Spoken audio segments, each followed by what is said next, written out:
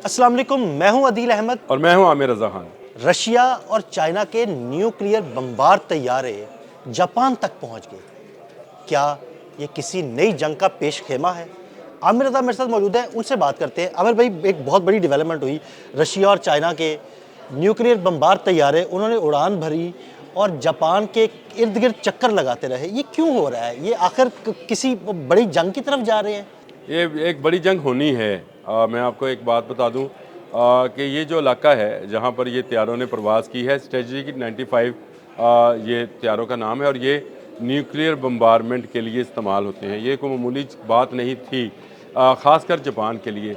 असल में बहुत अरसा पहले मैंने एक बात कही थी कि दुनिया जो जंग की भट्टी में है वो दहक रही है, लेकिन दहक कहाँ रही है, ये बहिरा जापान और चीन के मबैन है। यहाँ पर जो है ये फार ईस्ट का इलाका है। इस इलाके में ये भट्टी दहकना शुरू हो गई है और आहिस्ता आहिस्ता इसमें तेज़ी आती चली जाएगी। हुआ ये कि रोनाल्ड रेगन नामी एक अमेरिकन त्यारा बरदार जहाज़ जो है उसको भिजवाया गया जापान की मदद के लिए। क्यों भिजवाया गया? ये तनाज़ा बहुत बड़ा है। तनाज़ा ये है कि तेल और गैस के वसी ज़खायर उस समुंदर में मौजूद हैं जिस पर दावा है जापान का, जिस पर दावा है चीन का। ये जज़ायर हैं, इसके बारे में जापान कहता है कि जी 1895 से यानी 1895 से ये जज़ायर उनके कंट्रोल में थे। दूसरी जंग अज़ीम में जब जापान को शिकस्त होती है तो ये अमेरिका के कंट्रोल में आ गए। इनको जापानीज़ लैंग्वेज में सिंक्योक आइलैंड कहा जाता है और चाइनीज़ जो हैं इनको डो आइलैंड कहते हैं। 1972 में अमेरिका जो है जापान के हवाले करता है ये जज़ायर और ये कहता है कि जापान इस पर अपना कंट्रोल बना जाए। इसके लिए एक मुआहदा किया गया था जिसको ओकिनावा मुआहदा जो है ट्रीटी कहते हैं। उसके तहत ये जज़ायर जो हैं ये जापान के कंट्रोल में दिए जाते हैं। चीन इस पर जो है एहतजाज करता है। चीन कहता है कि ये सदियों से यानी 1895 से नहीं, हज़ारों सालों से ये चाइनीज़ जो हुकूमत थी, बादशाहत थी, उसके ज़ेर कंट्रोल इलाका था। यहाँ पर उनकी कश्तियाँ माहीगीरी किया करती थी और उनके पास ये सैकड़ों आपको पता है कि दुनिया में सबसे कदीम अगर किसी के पास अपनी लिविंग हिस्ट्री मौजूद है तो चाइना है। बिल्कुल ऐसे ही।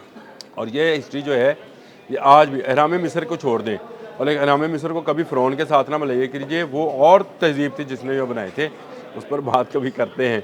लेकिन ये मामला जो है कि चीन के पास डॉक्यूमेंटेड हिस्ट्री है अपनी, यानी लिखी हुई तहरीर शुदा, चाहे वो रेशम पर है, चाहे खाल पर है, चाहे वो दरख्त की छाल पे है, लिखी हुई तहरीर जो है अपनी तारीख की वो उनके पास है, नक्शे उनके पास मौजूद हैं। चाइनीज़ इस मामले में बहुत इसको कहते हैं कि वो तेज़ रहे हैं और उन्होंने उनके पास वो सारी चीज़ें मौजूद थी।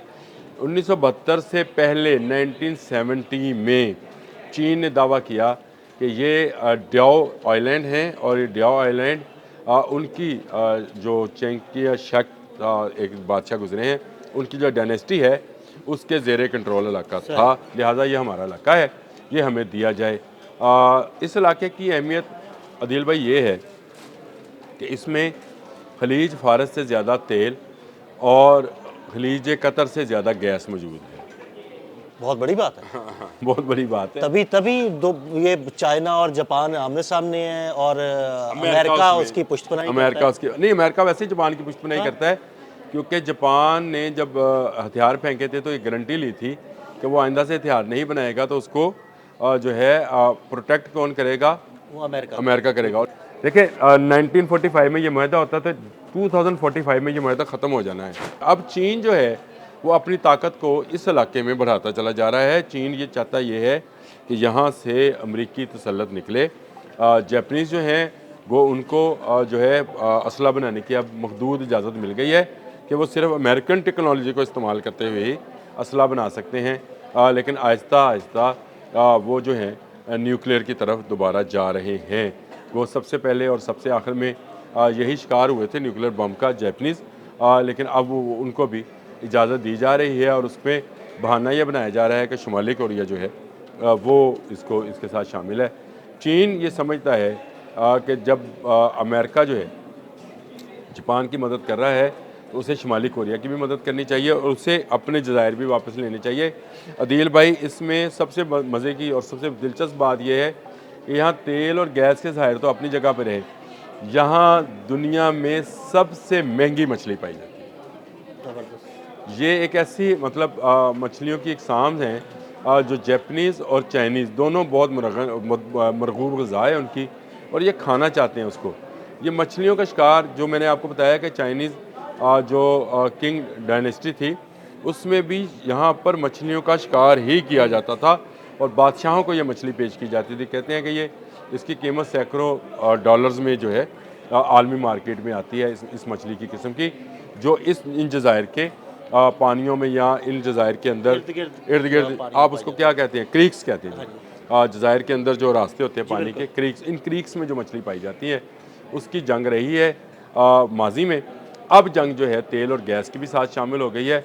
अमेरिका का रोनाल्ड रेगन जो है वहाँ पर जहाज़ मौजूद है और उस पर रशिया और चीन ने मुश्तरका फ़ज़ाई मशक़ें की हैं, जिसमें ये जो बम्बार है स्ट्रेटेजिक 95 उसकी परवाज़ है। ये जब उड़ता है बहेरा जापान वालों के मुताबिक बहेरा जापान और चीन वालों के मुताबिक बहेरा चीन से फ्लाई होता है, और फ्लाई होने के बाद चाइनीज़ जहाज़ इसके साथ शामिल होते हैं और फिर वो एक मार्च पास्ट की शक्ल में चक्कर लगाते हैं। जो आपने शुरू में आपने अच्छी बात कही थी कि जापान के इर्द गिर्द चक्कर लगा रहे हैं, तो कोई तो बात है।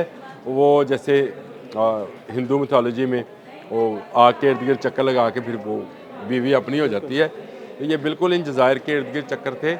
और इसका खौफ जो है ना सिर्फ इस वक्त जापान को है बल्कि अमेरिका को भी है कि एक बड़ी जंग होने की जो है बिल्कुल नहज पर या सरहद पर जो है इस वक्त दोनों मुल्क मौजूद हैं। किसी वक्त ये जंग जो है अगर दहकी तो बहुत शदीद दहकेगी, अगर ये लावा फटा तो इसकी लपेट में तमाम ममालिक आएंगे। मैं फिर कह रहा हूँ, अगर ये लावा फटा तो इसकी लपेट में तमाम ममालिक आएंगे, कोई बच नहीं पाएगा, क्योंकि जापान और अमेरिका एक तरफ हो जाएंगे, रशिया, चाइना और शुमाली कोरिया एक जानब हो जाएंगे। मुझे ये दोबारा से दो ब्लॉक बनते हुए नज़र आ रहे हैं जो कि आपको वर्ल्ड वार में भी नज़र आए थे, यानी जर्मन ब्लॉक था और ब्रिटिश ब्लॉक था। अब अमेरिकन और चाइनीज़ ब्लॉक्स हैं और ये अगर आपस में टकराए तो इसका मतलब ये होगा कि तीसरी आलमी जंग, और तीसरी आलमी जंग हुई तो ये दुनिया के ख़ात्मे का ऐलान होगा। ज़हन में बहुत शुक्रिया आमिर रज़ा जी। बिल्कुल, आमिर रज़ा ने बड़ी तफसील के साथ आपको इस मामले के बारे में बताया और ये भी बताया कि ये सारा मामला तीसरी आलमी जंग की तरफ बढ़ सकता है। अदील अहमद और आमिर रज़ा को इजाज़त दीजिएगा। अल्लाह हाफ़िज़। देखिए 1945 में ये माहदा होता था, 2045 में ये माहदा ख़त्म हो जाना है। अब चीन जो है वो अपनी ताकत को इस इलाके में बढ़ाता चला जा रहा है। चीन ये चाहता ये है कि यहाँ से अमरीकी तसल्लुत निकले